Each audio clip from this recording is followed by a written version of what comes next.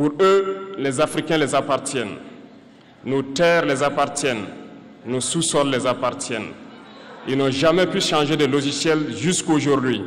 Ils nous ont trahis depuis l'indépendance et d'autres continuent jusqu'à aujourd'hui à nous trahir au profit de leur maître. Parce que nous mènerons une guerre sans merci jusqu'à la dernière goutte de sang pour quiconque osera s'attaquer à nos États. La patrie ou la mort. L'Afrique, ce continent qui a tant souffert et qui continue de souffrir du fait des impérialistes.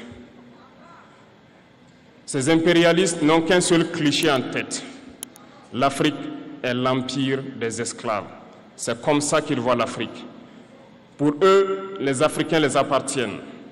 Nos terres les appartiennent. Nos sous-sols les appartiennent. Ils n'ont jamais pu changer de logiciel jusqu'à aujourd'hui. C'est déplorable. Mais comment procèdent-ils? C'est malheureusement depuis donc ces années 60 où ces simulacres d'indépendance ont été donnés à l'Afrique.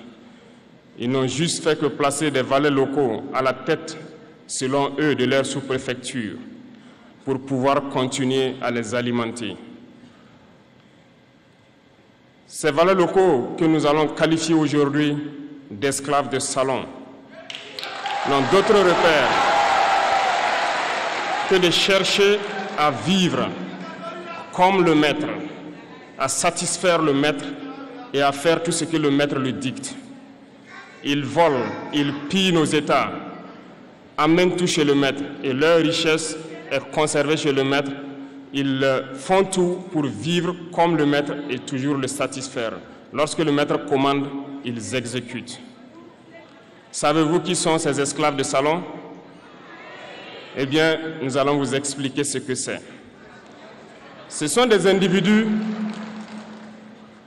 qui n'ont aucune dignité, qui n'ont aucune morale, qui n'ont aucune personnalité. Mais le maître esclave a toujours su identifier ces individus. Ils sont toujours prêts à trahir leurs frères pour satisfaire le maître. Ils nous ont trahis depuis l'indépendance et d'autres continuent jusqu'à aujourd'hui à nous trahir au profit de leur maître.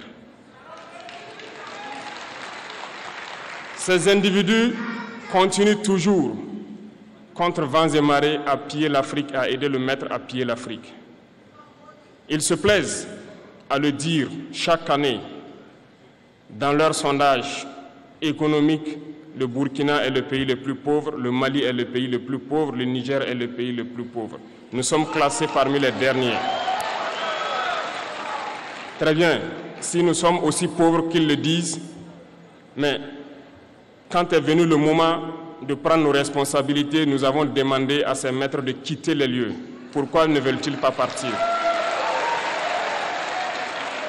Lorsque nous prenons le cas du Niger, depuis plus de 40 ans, certains pays exploitent l'uranium pour produire de l'énergie chez eux. D'Ottawa jusqu'à Paris, les rues sont illuminées, c'est la lumière. Mais au Niger, c'est l'obscurité qui nous est servie. Lorsque vous partez dans nos États, nos sols sont troués de toutes parts pour rechercher les métaux précieux tels que l'or. Mais souvent, il n'y a même pas la moindre route accessible pour atteindre les zones où ils exploitent l'or, encore moins certains services sociaux de base. Voilà pourquoi nous avons décidé de nous révolter et de prendre le destin de nos pays en main.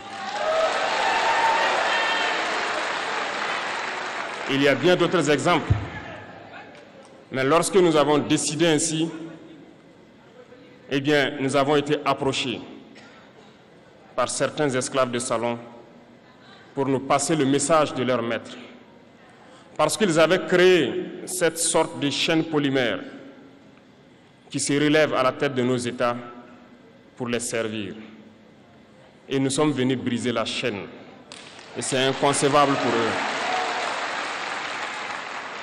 Ils nous ont donc approchés et ils nous ont demandé de rentrer dans les rangs pour faire partir de l'élite qui doit diriger l'Afrique.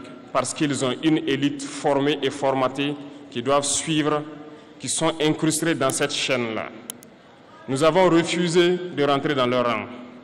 Et dès lors, les hostilités ont commencé. Ils ont fait fourvoyer dans nos zones plusieurs mercenaires, des formateurs. Les agents sont descendus dans le Sahel pour espérer mener des attaques barbares, lâches contre nos populations, espérer les révolter. En plus de ces attaques sur le terrain, les attaques communicationnelles, la manipulation, la désinformation battent son plein dans leur rang. Mais les peuples du Sahel ont compris et plus jamais on ne pourra les manipuler. Ils savent d'où ils viennent, ils savent ce qu'ils font et ils savent où ils partent.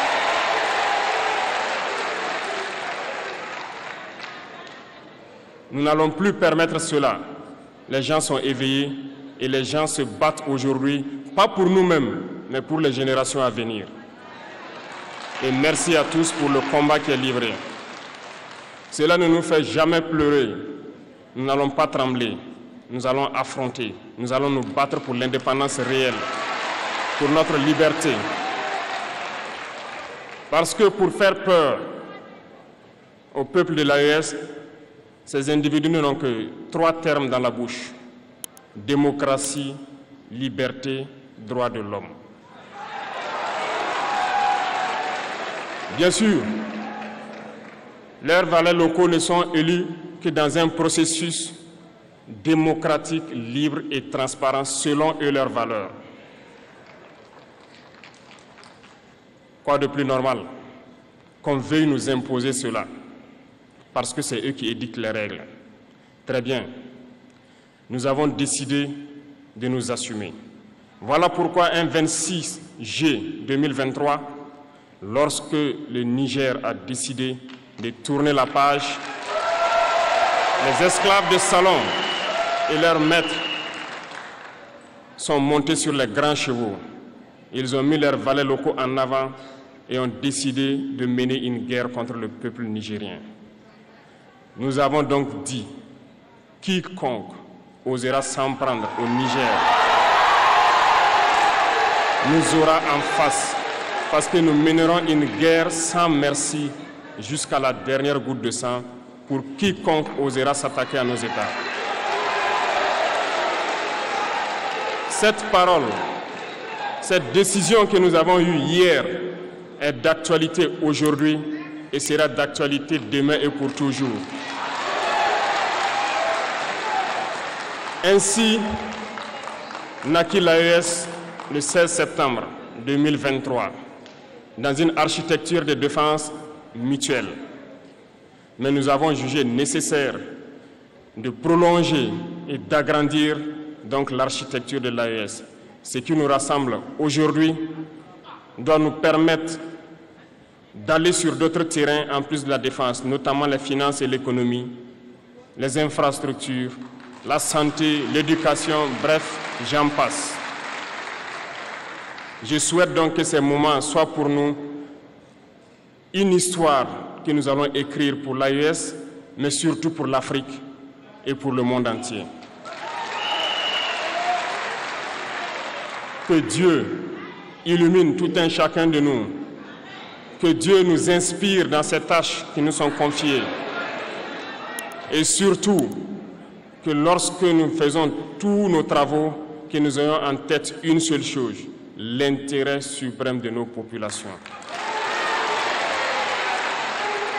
Sur ce, nous prions encore une fois de plus, bon Dieu, qu'il nous accompagne tous dans nos différentes tâches, qu'il protège nos combattants qui, grâce à eux, nous permettent d'être assis ici et d'échanger autour de l'avenir de nos États.